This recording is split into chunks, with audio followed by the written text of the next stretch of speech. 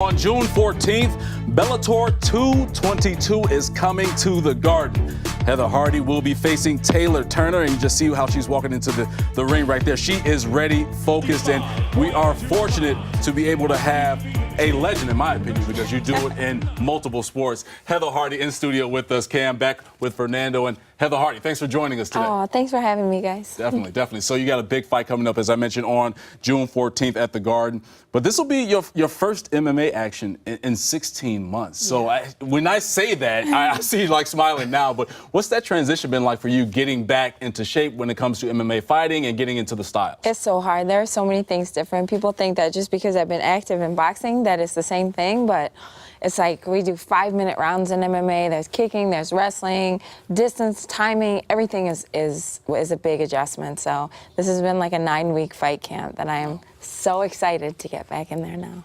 One thing that I noticed when I was watching the McGregor-Mayweather fight, there were some moments where Conor seemed to go in MMA mode. How do you deal with switching? I mean, it must be crazy. It's the opposite way for you, but just tell me a little bit about that.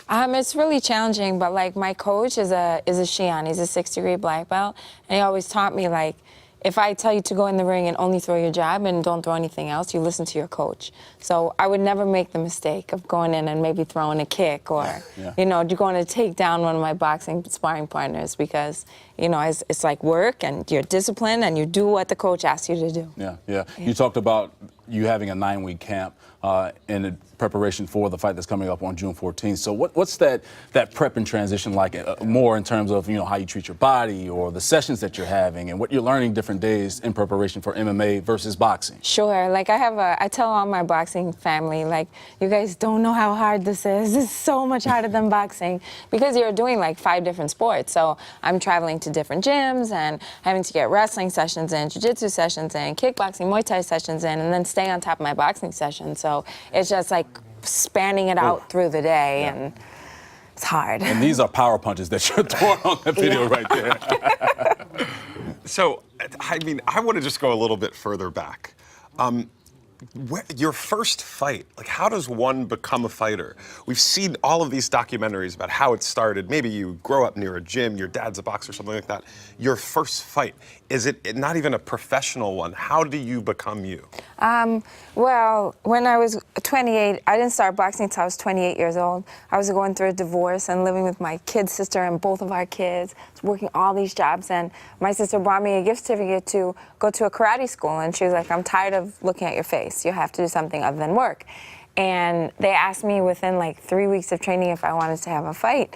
And my mama always said, ain't nobody ever gonna beat you like your mama. So I said, I'll try it. You know, I was in a rough time in my life and I beat up this girl so bad. And it was the first time I ever felt like I was good at anything. So I kind of just, you can't get me out of the ring or the cage since then. It's just interesting when you say you beat her up so bad, you're like smiling at just like, yeah, bro. It wasn't me, it was her. But born and raised in Brooklyn, right? Beach, so yep. As a Chicago guy, I've always heard Brooklyn tough, Brooklyn tough. So can you break down the definition of what Brooklyn tough means?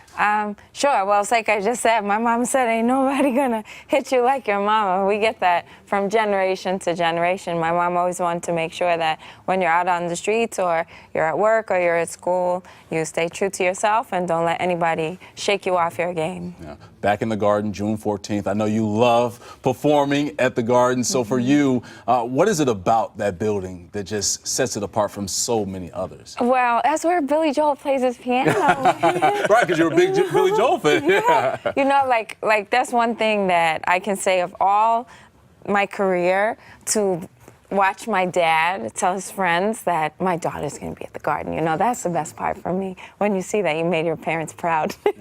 Yeah. I'm just curious, as you've become a fighter, because you've mentioned that you were just a regular person and then you have become this person that fights in Madison Square Garden in front of thousands and thousands of people. How do you feel as a person in the world walking around like that now as opposed to before? Has it changed your life a bit? Oh my gosh, no. I'm still a regular person. I just could fight good.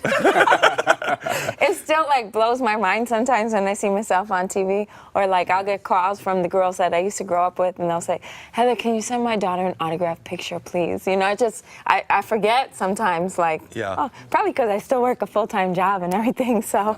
Well, as an athlete, sometimes when I watch some highlights of things, I mean, I'm brought back to the situation. I'm just like, oh, why'd I do that?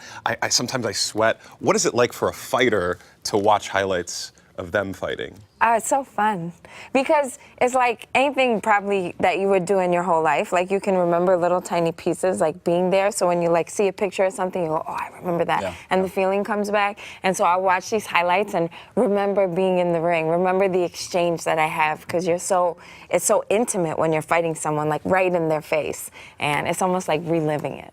For more great videos from the MSG 150, check out right there. And remember, our show is on Monday through Thursday, 8 to 10:30 p.m. on MSG Network and MSG Go.